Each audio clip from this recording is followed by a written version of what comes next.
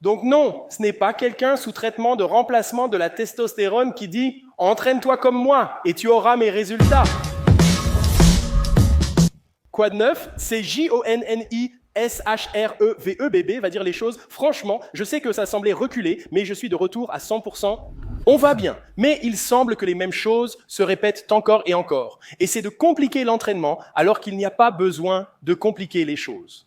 Paralysie par l'analyse. Aujourd'hui, je vais vous montrer un autre de mes entraînements. Aujourd'hui, on fait le dos et les biceps, et je vais vous montrer comment entraîner votre dos et vos biceps en 3 exercices.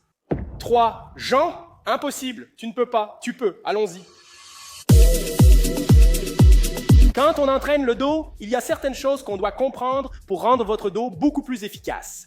Et au final, il s'agit vraiment de comprendre comment garder vos épaules abaissées ou vers le bas sans que cela n'arrive. À chaque traction, tout le monde fait ses haussements et roulements d'épaules.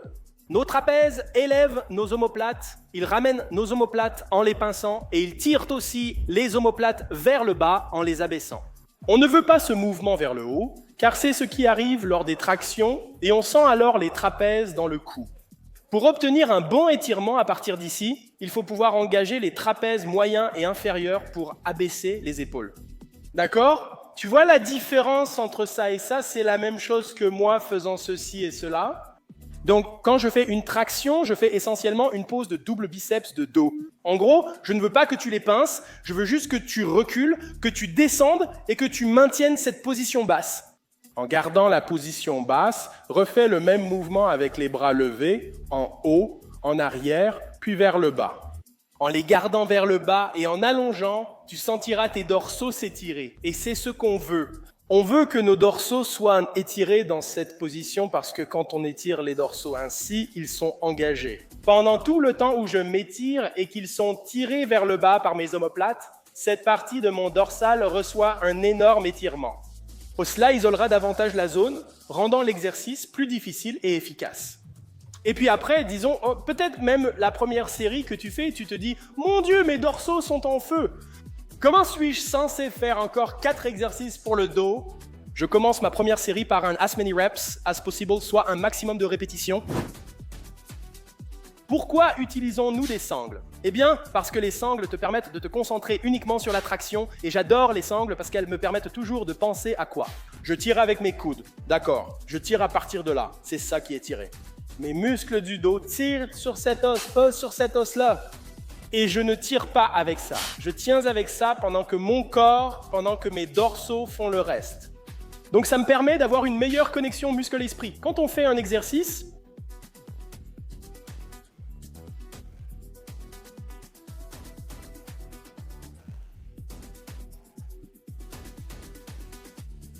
nous allons nous reposer. Cela prend du temps. Je recommence dans 2 minutes. Maintenant, la raison pour laquelle je garde ce tempo, c'est parce que ça me donne une meilleure idée de ce à quoi va ressembler l'échec à chaque série. Si je poursuis à ce rythme ou de cette façon, je sais quand j'échoue. Il y a aussi d'autres éléments. Quand vous me regardez, quand je me soulève, je ne fais pas ce mouvement ici en haut quand vous levez, et c'est très bien. Beaucoup de gens font ça. Réfléchissez-y. Quand vous êtes ici, vous essayez de vous replier sur vous-même. Vous sollicitez surtout vos biceps et trapèzes. Dès que vos trapèzes se lèvent, vos dorsaux travaillent moins. Ils peuvent toujours être sollicités. Quand vous y pensez, vos trapèzes supérieurs. Quand ils s'élèvent, ils tirent vos épaules vers le haut. Le rôle de mes dorsaux est soit de tirer mon bras vers le bas de cette façon, soit de cette façon. Donc c'est important que quand j'arrive à la fin, je regarde toujours où je vais et je me tire vers le haut. Donc quand j'échoue, je ressens ça, j'ai l'impression que je vais faire une pause de double biceps de dos. Bref, dernière série. Prochain exercice, les gars, on a un tirage.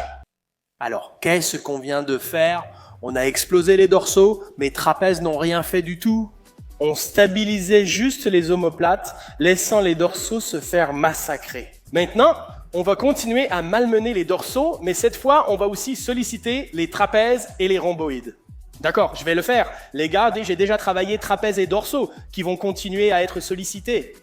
Que je fasse une abduction de l'épaule comme ça ou une extension de l'épaule comme ceci, je travaille mes dorsaux.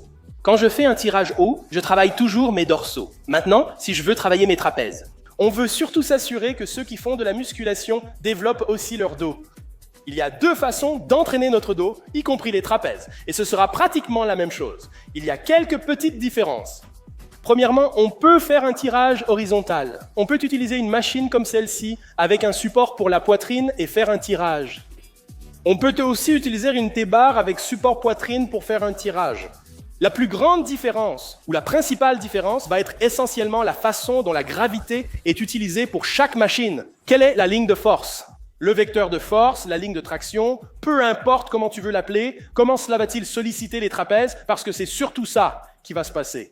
Tu peux faire un tirage horizontal ou un rowing penché sans support poitrine. C'est simple. Tu peux faire un rowing T-bar traditionnel avec ta landmine ou un tirage assis à la poulie sur n'importe quelle machine sans support pour la poitrine. La seule différence, c'est qu'il va y avoir plus de soutien du dos ou je dirais plus d'assistance du dos grâce au levier. Pour le bas du dos, la capacité à maintenir cette position lors d'un rowing ou tirage assis fait la différence principale. Tes érecteurs travailleront davantage. Tu dois aussi veiller à bien engager les dorsaux. Parce que très souvent, on peut transformer ces exercices en un travail presque uniquement pour les trapèzes et les deltoïdes, un entraînement qui ne cible que les trapèzes et les deltoïdes. Comment faire ça ? Simple. Si je fais un tirage à la barre en T et que je saisis même ici à l'extérieur ou même ici, et si je tire vers le haut, ou si mes coudes partent vers l'extérieur, plus mes coudes partent vers l'extérieur, plus j'utilise mes deltoïdes. Ou si je saisis ici et que je tire vers le haut. Si je fais ça volontairement, ça va. Mais pour travailler mes dorsaux, il ne faut pas tirer vers le haut. Je veille à ramer en tirant vers moi et vers le bas. C'est ce que je fais avec ces exercices. Quand il s'agit de placer mes mains ici ou même ici, je tire toujours constamment vers le bas. J'exerce une pression comme ça quand je rame, donc je mets toujours de la pression. Cette barre ici empêche mon épaule de faire une extension de l'épaule. Ici, je ne me laisse pas juste tirer, j'exerce une pression. Donc, mes dorsaux sont engagés tout le temps. Donc, quand je suis complètement en protraction, puis que je rétracte mes omoplates, mes dorsaux travaillent toujours. C'est la même chose quand il s'agit du tirage horizontal assis avec appui poitrine. Je vais tirer mes omoplates vers le bas, d'accord ? J'active mes dorsaux en prenant les poignets et en les tirant comme si je trayais une vache. Quand je rame, cela garde mes épaules basses et permet ce mouvement. C'est la principale différence. Alors, qu'est-ce que je vais faire ? Je vais faire du tirage T-bar. J'aime le tirage T-bar D2 numéro 1. Pourquoi ? Parce que, premièrement, quand il s'agit de la gravité qui fait travailler mes trapèzes encore plus fort, mes trapèzes vont travailler un peu plus quand je suis penché en avant. Ils doivent pendre ainsi ou de cette façon si tu es tiré dans cette direction. Mais parfois, avec certaines machines, je n'aurai pas autant de tension quand il s'agit d'un rowing penché comme le T-barreau. Donc, on va faire cela. Encore une fois, je fais 4 séries, la première jusqu'à l'échec. Mes deuxième, troisième et quatrième séries sont proches de l'échec. Dois-je faire une série d'échauffement ? Je n'ai absolument pas besoin de faire une série d'échauffement. Pour moi, il ne me faut pas longtemps pour comprendre comment m'engager dans cet exercice. Je vais faire 4 séries de 8 à 12 répétitions. Pourquoi ce choix ? Parce que je vais me concentrer un peu plus sur la phase négative. En allant un peu plus lentement, la charge sera un peu plus élevée, c'est tout simplement ça. Dès maintenant, étirement actif complet. Quand je fais cet exercice, je veux une position quasi planche, tout le corps actif du sol au tronc. J'appuie mes pieds dans le sol, mon tronc est engagé.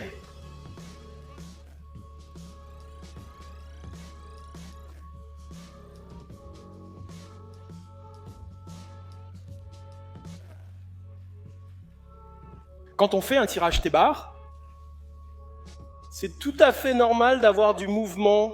Encore une fois, je protracte, je laisse mes trapèzes s'étirer, puis je rétracte. Tout remonte en ramant jusqu'ici. Là, tu peux voir que je suis légèrement en haut, ici. C'est bon, ça. Ça, non.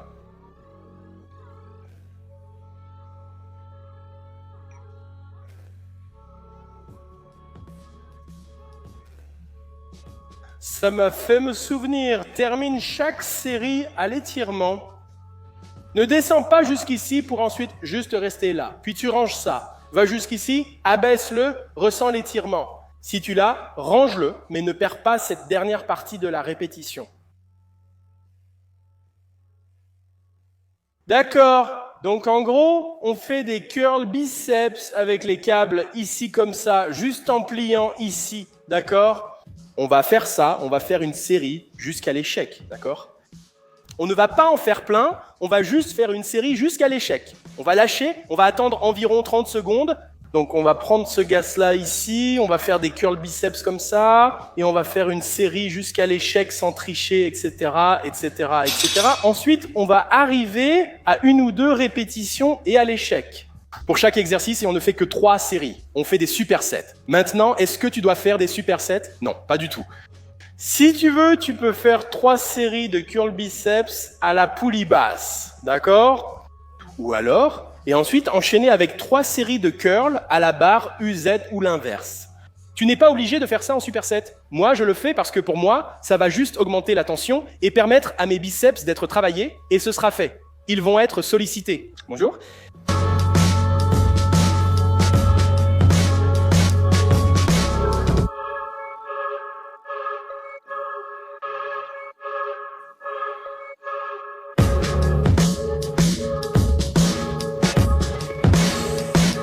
D'accord, tu te souviens de ce que j'ai dit? Si je sous-estime les premières séries jusqu'à l'échec, je vais continuer jusqu'à atteindre l'échec.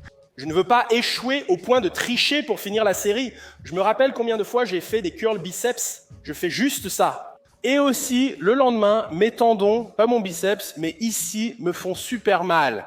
Ce n'est pas bon. Si tu as mal à cet endroit en travaillant les biceps, ce n'est pas normal. Avoir des courbatures aux biceps, c'est normal. Mais si tu ne peux plus plier le bras, c'est du surmenage.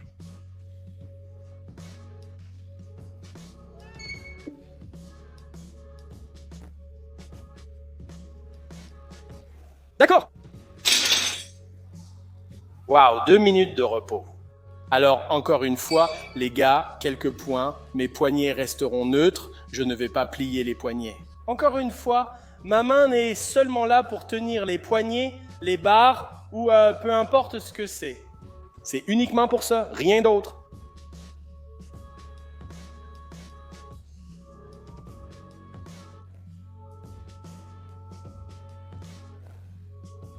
Ça fait 9 répétitions. Ce qui est génial avec le fait d'enchaîner les exercices d'ici à là, c'est que tu seras plus fort avec des mouvements supplémentaires devant toi. Je l'ai déjà mentionné dans plusieurs vidéos ou cours. Tout ce qui est le plus proche de la ligne médiane sera facile. Tout ce qui est proche d'ici, que tu pousses ou que tu tires, plus ça s'éloigne d'ici, plus c'est difficile, n'est-ce pas? Donc ici, fléchir est plus facile. Les hanches ou la poitrine, c'est plus facile ici. Que tu fasses ceci, cela ou autre chose. Les gars, oui, je prends de la traitement de remplacement de la testostérone. Oui, je ressemble à ça parce que je m'entraîne depuis l'âge de 11 ans. Je me suis entraîné jusqu'à l'âge de 28 ans sans aucune substance.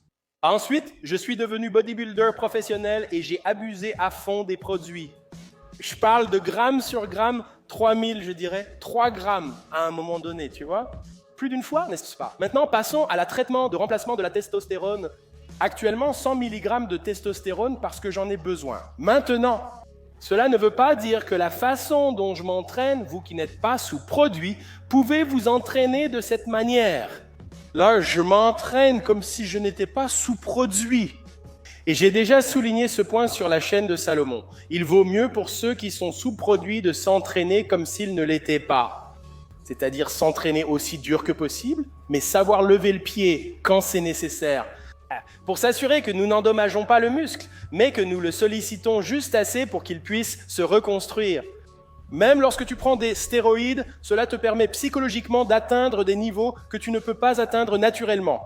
Et cela peut te mettre dans une situation où tu es en train d'endommager tes muscles. Et je peux dire à 100% que je l'ai fait au fil des années. Je peux dire avec confiance que j'aurais probablement pu prendre un peu plus de muscles si je n'avais pas autant abusé des produits et si je n'avais pas autant maltraité mon corps. Donc, quand je m'entraîne comme si je n'étais pas sous produit. Je ne dirais pas qu'on peut faire seulement 2 exercices pour obtenir beaucoup de résultats. Comprenez bien ce que j'ai dit, vous pouvez faire 2 exercices.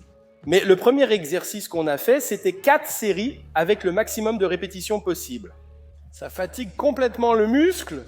Et ensuite, en passant à un autre exercice, on faisait la première série jusqu'à l'échec, puis on continuait à 1 ou 2 répétitions de l'échec. À partir de ces exercices, les gars, on a fait 8 séries et maintenant on fait en gros 6 séries intenses pour les biceps. Donc non, ce n'est pas quelqu'un sous traitement de remplacement de la testostérone qui dit « entraîne-toi comme moi et tu auras mes résultats ». Non, c'est un gars sous traitement de remplacement de la testostérone qui dit « entraîne-toi aussi dur et tu auras des résultats, que tu sois sous-produit ou non ». Très bien les gars, c'est tout pour la vidéo d'aujourd'hui.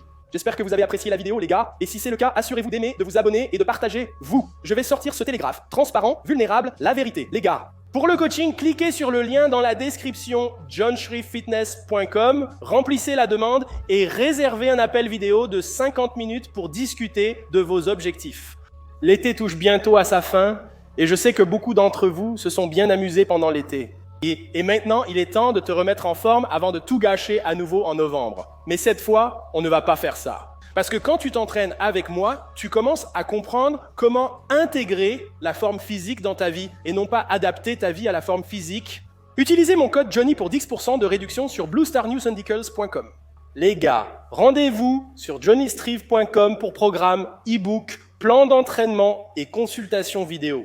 Vous pouvez me poser absolument toutes vos questions. Je n'ai peut-être pas toutes les réponses, mais je vous promets que vous repartirez avec plus de clarté. Bref, les gars, à la prochaine, vous savez, c'est Iron Tamazar progressif. Surpassez-vous dans la vie. En attendant, continuez à poursuivre vos rêves. Paix!